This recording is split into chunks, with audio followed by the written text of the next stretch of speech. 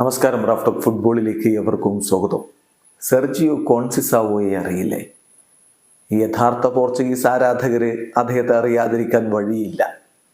കളി കണ്ടവര് അദ്ദേഹത്തെ മറക്കാനും ഇടയില്ല. 2000 euro കപ്പില് ജർമ്മനിക്കെതിരെ hat trick നേടിയത് ഓർക്കുന്നുണ്ടാവും. ആ സെർജിയോ കോൺസിസാവോ ഇന്നലെ പോർച്ചുഗലും സെച്ചിയും തമ്മിൽ കളിച്ച മത്സരം കാണാൻ വേണ്ടി സ്റ്റേഡിയത്തിൽ ഉണ്ടായിരുന്നു. കളി കഴിയുമ്പോൾ അദ്ദേഹത്തോളം പ്രൗഡായിട്ടുള്ള മറ്റൊരാൾ ഉണ്ടാവില്ല. കാരണം അദ്ദേഹത്തിന്റെ മകൻ ഫ്രാൻസിസ്കോ കോൺസിസാവോയാണ് പോർച്ചുഗലിനെ വിജയത്തിലേക്ക് കൊണ്ടുപോയ ഗോൾ നേടിയിരുന്നത്. ആ ഒരു ഗോളോടുകൂടി പോർച്ചുഗൽ യൂറോ കപ്പിന് ഇതാ വിജയത്തുടക്കമിട്ടിരിക്കുന്നു. അതെ, സെർജിയോ കോൺസിസാവോയുടെ 5 മക്കളിൽ 4ാമത്തവനാണ് ഫ്രാൻസിസ്കോ കോൺസിസാവോ. നേരത്തെ ഒരു ഫ്രണ്ട്ലി മത്സരത്തിൽ ഫ്രാൻസിസ്കോ കോൺസിസാവോ മികച്ച പ്രകടനം നടത്തിയപ്പോൾ ബ്രൂണോ ഫെർണാണ്ടസ് പറഞ്ഞത് ഓർക്കുന്നില്ലേ? അവന്റെ വീട്ടില് അച്ഛനോടൊപ്പം ട്രെയിനിങ് നടത്തുന്നുണ്ടാവും, അതിന്റെ ഫലമാണ് ഈ കാണുന്നത് എന്ന്. അതെ, കോൺസിസാവോ ഇപ്പൊ കോച്ചാണല്ലോ. സെർജിയോ കോൺസിസാവോ, അച്ഛൻ കോൺസിസാവോ ഇപ്പൊ കോച്ചാണല്ലോ.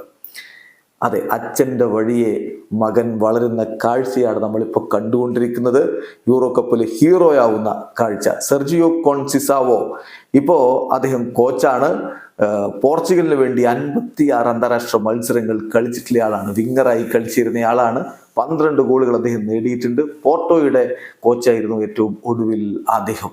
അങ്ങനെ അദ്ദേഹം പോർച്ചുഗീസ് ഫുട്ബോളിൽ തൻ്റെതായിട്ടുള്ള വ്യക്തിമുദ്ര പതിപ്പിച്ചിട്ടുള്ളയാളാണ്. അദ്ദേഹത്തിന്റെ വഴിയെ ഇതാ ഫ്രാൻസിസ്കോ കോൺസിസാവോയും വളർന്നു വരുന്നു. 4ാമത്തെ മകൻ അച്ഛന് അഭിമാനം കൊള്ളിക്കുന്ന കാഴ്ച.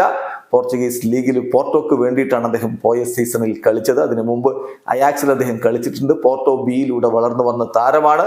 പോർച്ചുഗലിന്റെ അണ്ടർ-16, അണ്ടർ-17, അണ്ടർ-18, അണ്ടർ-21 ടീമുകൾക്ക് വേണ്ടി കളിച്ച ശേഷം ഇപ്പോൾ ദേശീയ ടീമിന്റെ സീനിയർ ടീമിനായിട്ട് 3 മത്സരങ്ങൾ കളിച്ചു കഴിഞ്ഞു. ഇതാ ബിഗ് സ്റ്റേജില് ഫ്രാൻസിസ്കോ കോൺസിസാവോയുടെ ഗോളും പിറന്നിരിക്കുന്നു. വീഡിയോ അവസാനിക്കുന്ന ഫുട്ബോൾ ലോകത്തെ കൂടുതൽ വിശേഷങ്ങളുമായി റാഫ് ടോക്സ് എത്താം.